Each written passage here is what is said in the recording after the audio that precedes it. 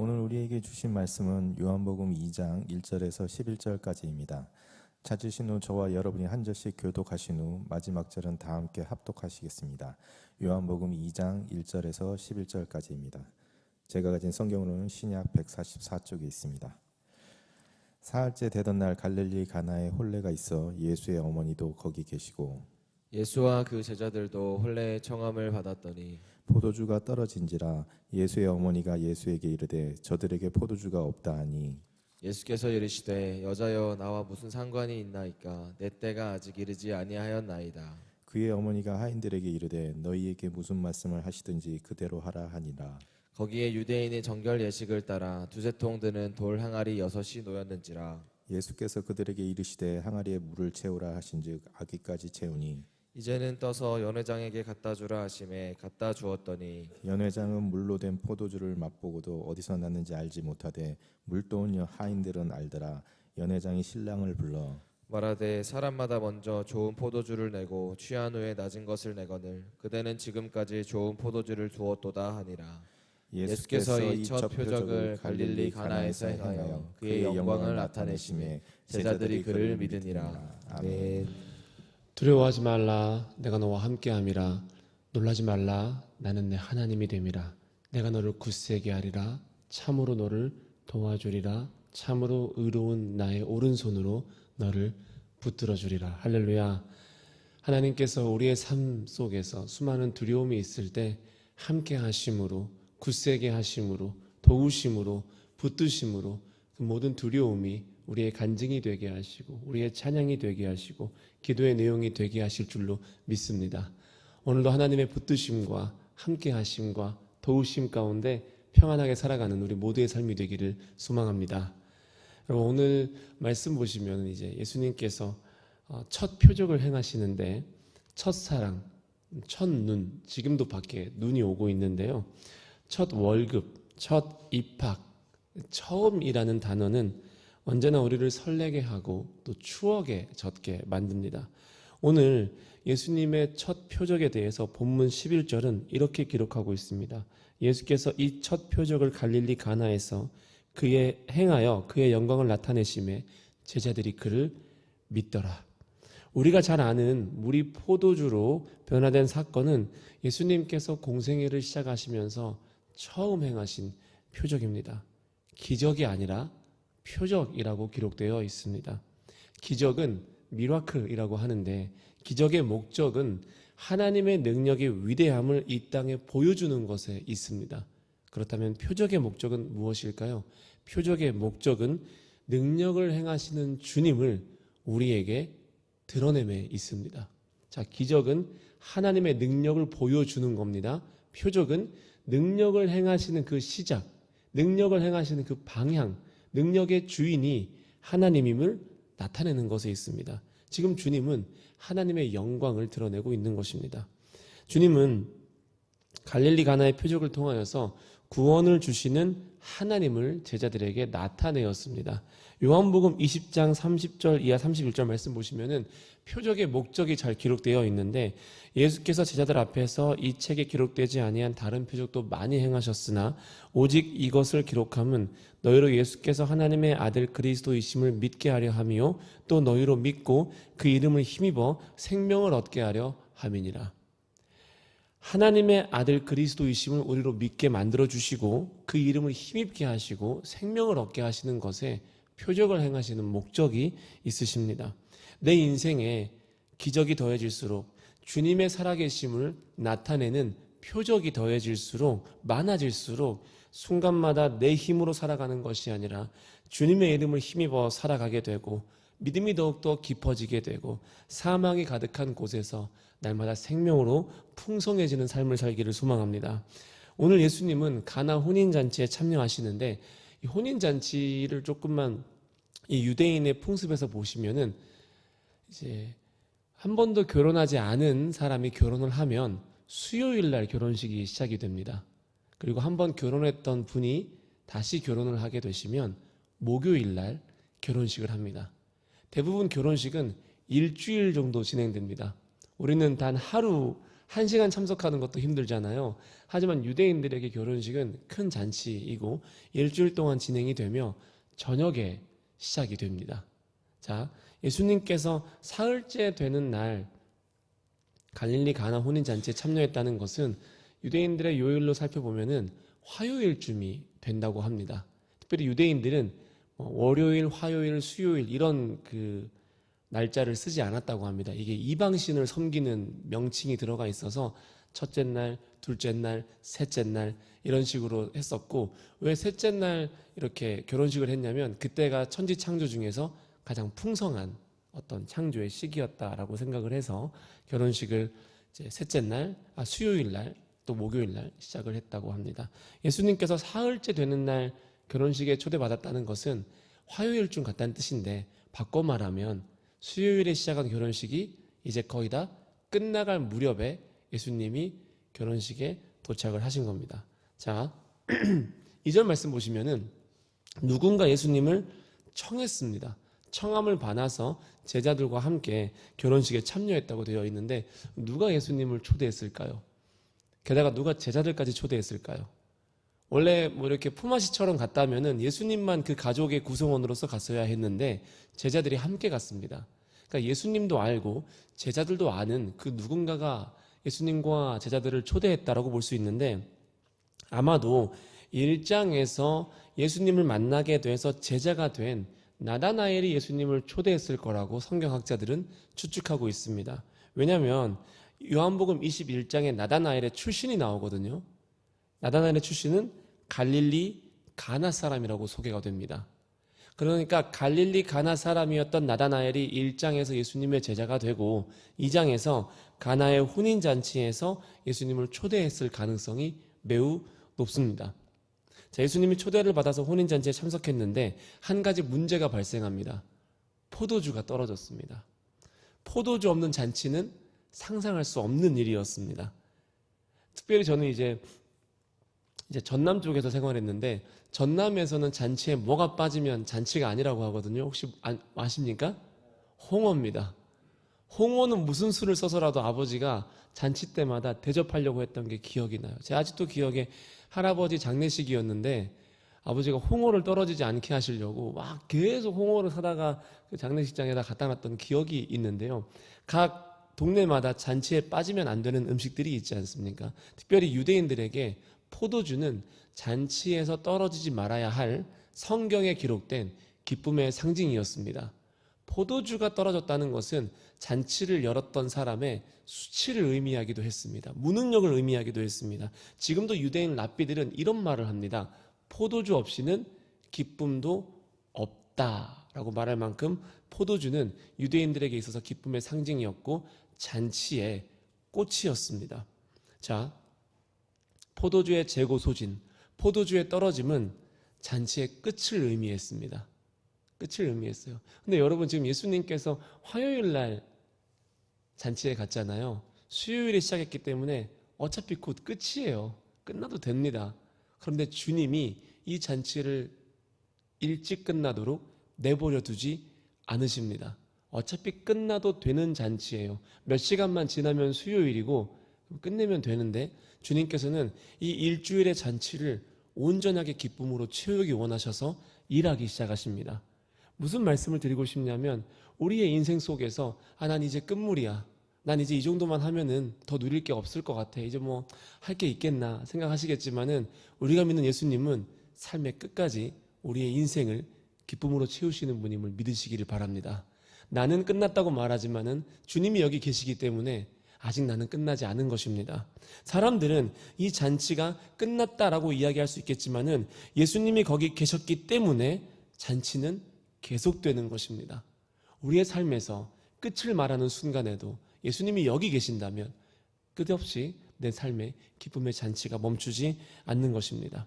예수님이 지금 여기 계시기 때문에 내 잔치는 끝난 게 아닙니다. 내 기쁨을 회복시켜 주시고 채워주실 것이고, 모든 것이 끝날 것 같은 그 순간에야 비로소 주님이 행하시는 표적을 보고 믿고 힘입고 생명으로 충만케 되는 것입니다.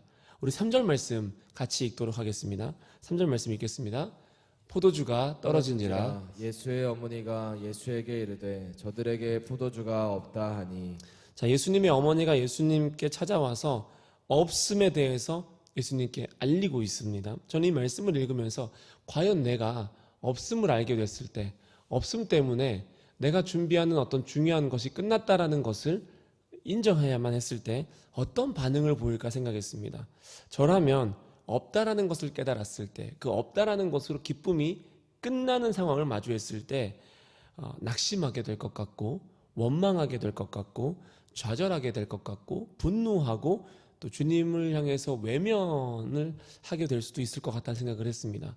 그런데 이 마리아는 없다라는 것을 발견한 상황 속에서 주님을 찾아갔습니다. 그리고 없음을 고백했습니다. 이게 믿음 아닐까요? 없는 것에 대한 방향성, 우리는 그 없는 것을 감정적 상함으로 해석하거나 혹은 다른 사람을 찾아가서 하소연하는 것으로 해석하지만은 본문의 예수님의 어머니인 마리아는 이 없음에 대해서 주님을 찾아갔습니다. 내 없음을 남에게 가져가잖아요.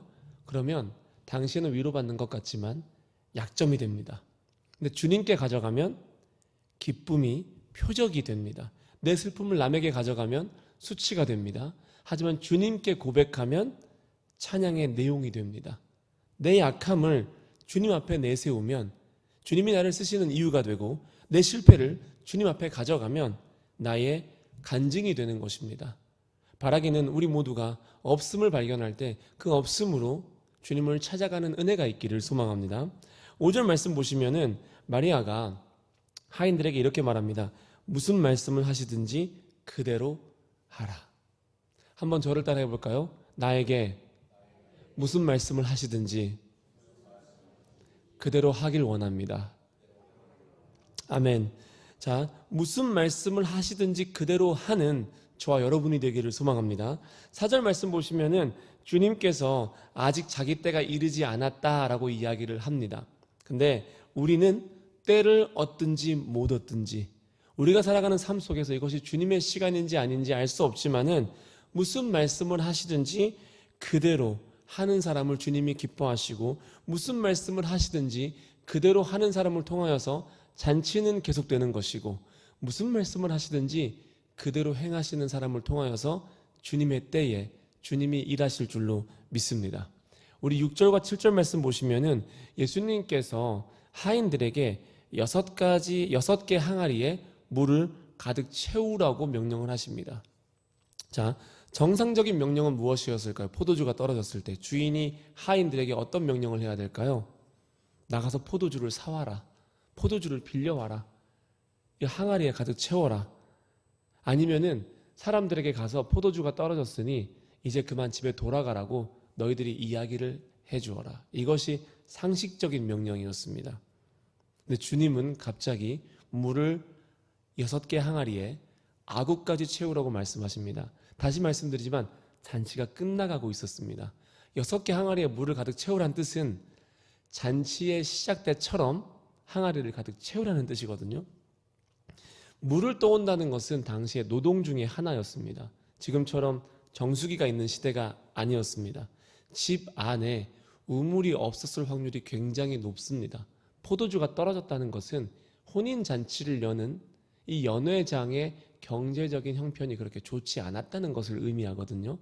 그러면 집안에 우물을 가질 만큼 부유한 환경이 아니었고, 그렇다면 마을 어딘가 먼 곳에 우물이 있거나 샘이 있었을 것입니다. 그래서 몇 번이고 물지개를 지고 다녀와야 하는 수고를 하인들이 감당했을 것입니다. 더군다나 저녁이었을 확률이 매우 높습니다. 어둡고 컴컴한 밤에 물지개를 지고 잔치를 떠나서 하인들은 물을 길러와야 했습니다. 여러분, 이 모습이 우리의 모습이 되기를 소망합니다.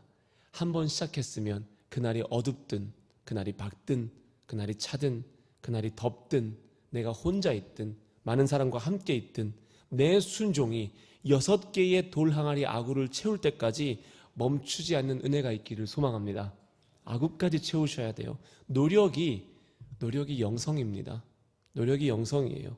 때를 얻든지 못 얻든지 말씀대로 일관되게 그대로 행하는 삶이 나에게 쌓일 때 그게 믿음이 되고요. 그게 영성이 되고요. 그게 주님의 때를 경험하게 되는 은혜가 되는 것입니다. 이제 주님은 그 물을 연회장에게 가져다 주라고 말씀하십니다. 저는 이 말씀이 가장 좀 짓궂은 이 어떤 명령이 아니었을까. 8절 말씀 보시면은 이제는 떠서 연회장에게 갖다 주라.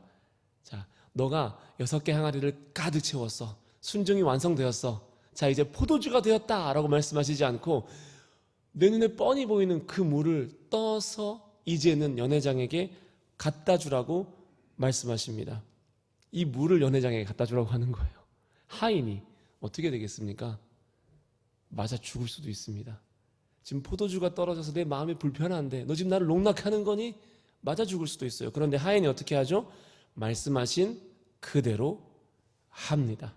순종합니다. 연회장에게 가져다 줍니다. 제 믿음 안에서는 그때야 비로소 물이 포도주가 되었다고 저는 믿고 있습니다. 아구까지 채울 때 포도주가 된 것이 아니라 그 말도 안 되는 마지막 미션, 물을 떠서 가져다 주는 그 걸음 한 걸음 한 걸음 속에서 하나님께서 물을 포도주로 바꾸셨다고 믿습니다. 순종이라는 것은 끝까지 해야 순종입니다.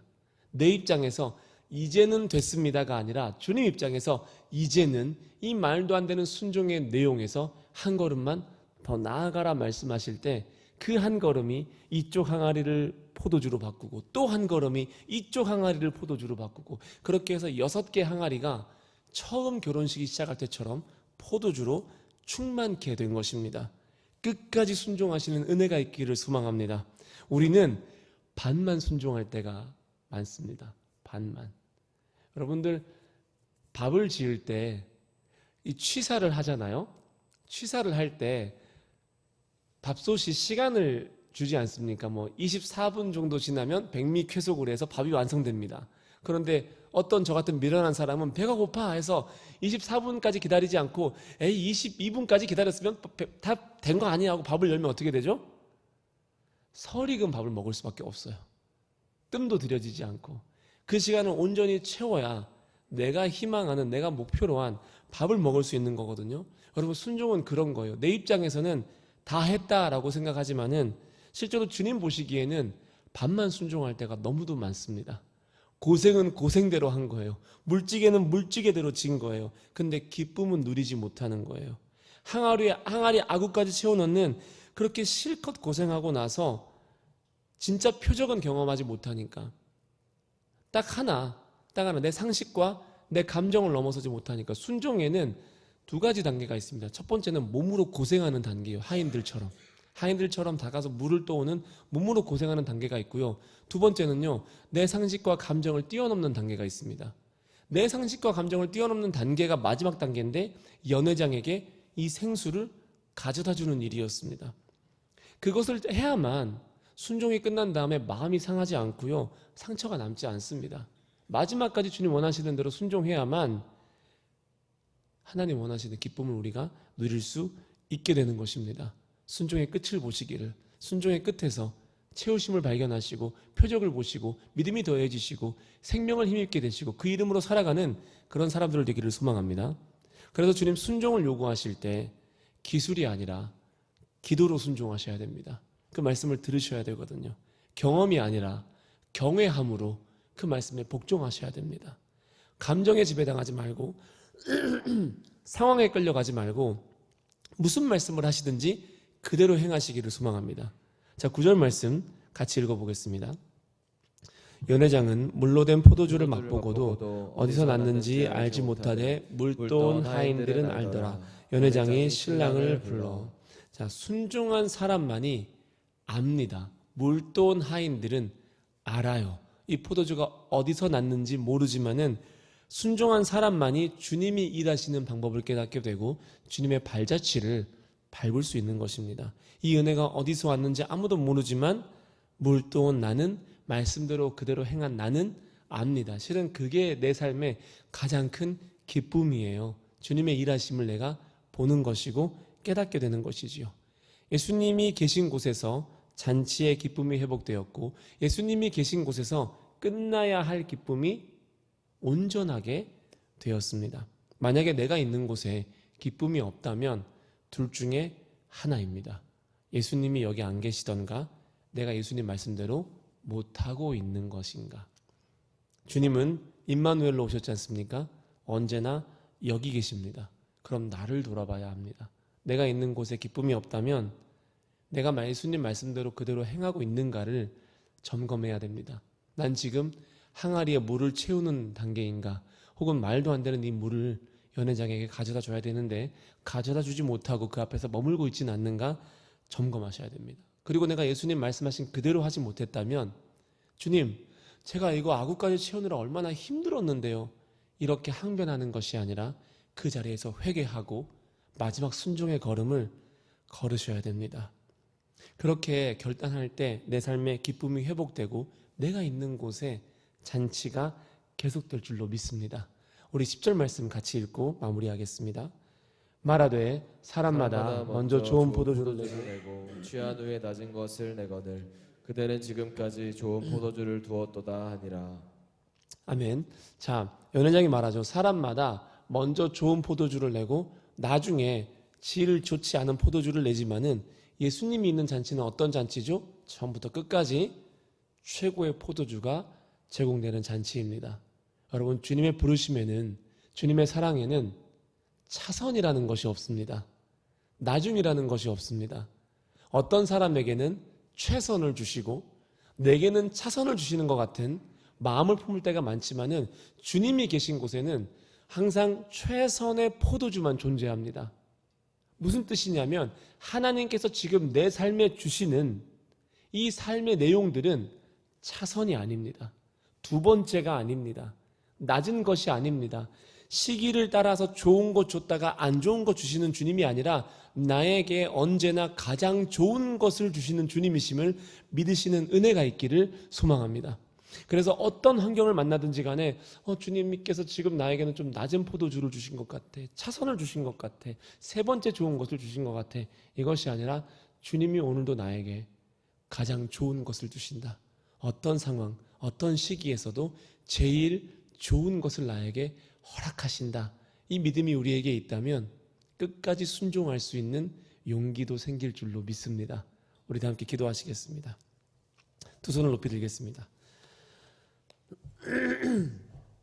함께 기도하실 때 오늘도 하나님, 우리가 주일날 물도원 하인처럼 그렇게 여러 번 수고하고 또 때로는 맹물 같은 이 물을 연회장에게 가져다주는 또 순종이 요구되는 시간들이 있을 텐데 주님, 우리가 주님께 온전히 순종하게 하십시오. 무슨 말씀을 하시든지 그대로 하는 믿음이 우리에게 있게 하여 주시옵소서. 첫 번째로는 여러분의 믿음을 위해서 기도하시고, 두 번째로는 하나님, 오늘 드려지는 모든 예배 가운데 임재하시고 우리가 주님 말씀대로 살아갈 수 있도록 은혜를 베풀어 주시옵소서.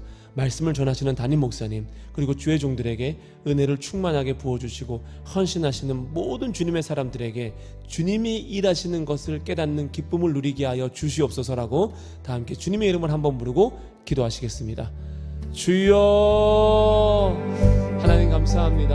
오늘도 기쁨으로 우리가 이 길을 걸어갑니다. 무슨 말씀을 하시든지 그대로 행하는 믿음이 우리에게 있기를 소망합니다. 하나님, 그래서 어떤 말씀의 내용으로 순종하는 것이 아니라 이 말씀을 하시는 예수님으로 말미암아 순종하는 우리가 되게 하여 주시옵소서. 무슨 말씀을 하시든지 말씀의 내용이 중요한 것이 아닙니다. 말씀을 하시는 분이 중요한 것입니다. 하나님, 내 삶에 어떤 순종이 요구되든지 순종의 내용이 중요한 것이 아니라 순종을 명령하시는 주님께 집중하게 하여 주시옵소서. 하나님, 그랬을 때에 내용 때문에 좌절하는 것이 아니라 그 내용을 말씀하신 하나님을 내가 믿기 때문에 어떠한 상황 속에서도 그대로 행하는 믿음, 그대로 수고하는 믿음, 그대로 걸어가는 믿음, 그것이 우리에게 있을 줄로 믿습니다. 하나님, 주님, 나의 삶에서 늘 최선을 주시는 분임을 내 입술로 인정합니다. 하나님은 나에게 차선을 주시는 분이 아니라 늘 최선을 주시는 분입니다. 하나님, 그 최선 속에서 내가 하나님을 온전하게 누리게 하시며 최선 속에서 주님의 사랑을 경험하게 하여 주시옵소서. 오 좋으신 주님, 좋으신 하나님, 참 좋으신 나의 하나님, 언제나 나에게 차선이 아니라 최선을 주시는 하나님, 내 인생에 잔치가 끝나가는 시점이라 할지라도 주님이 나와 함께 계시기 때문에, 주님이 여기 계시기 때문에 주님이 계획하신 잔치를 온전하게 마무리하실 것입니다. 하나님, 내가 지금 기쁨이 끝나가는 순간이라 할지라도 주님이 여기 계시고 내가 주님 말씀하신 그대로 행할 수 있는 믿음이 있다면 이 잔치는 끝나지 않을 것입니다. 이 잔치는 주님 안에서 온전하게 될 것입니다. 나는 주님의 일하심을 깨닫는, 주님의 일하심을 알 수 있는 그 기쁨을, 비밀을 간직한 하인으로 살아가게 될 것입니다. 오늘 우리 모든 사람들이 하나님의 일하심을 아는 사람들이 되게 하여 주시옵소서. 하나님의 일하심을 깨닫고 그 발자취를 쫓아가는 믿음의 사람들이 되게 하여 주시옵소서. 놀라우신 하나님, 하나님 구합니다. 1부부터 시작되는 모든 예배 가운데 친히 좌정하여 주시고 무슨 말씀을 하시든지 그대로 행할 수 있는 믿음이 우리에게 부어지는 시간들이 되게 하여 주시옵소서. 영압으로부터 청년교회에 이르기까지 모든 예배 때마다 주의 말씀이 흥황하게 하시고 제일 좋은 포도주가 우리 사역자들의 입술을 통하여서 선포되게 하시고 흘러가게 하시고 주의 백성들을 주의 법으로 만족하게 하여 주시옵소서. 오 주님, 그렇게 일하실 주님을 신뢰합니다. 믿습니다. 무슨 말씀을 하시는지 그대로 행하겠습니다. 주님,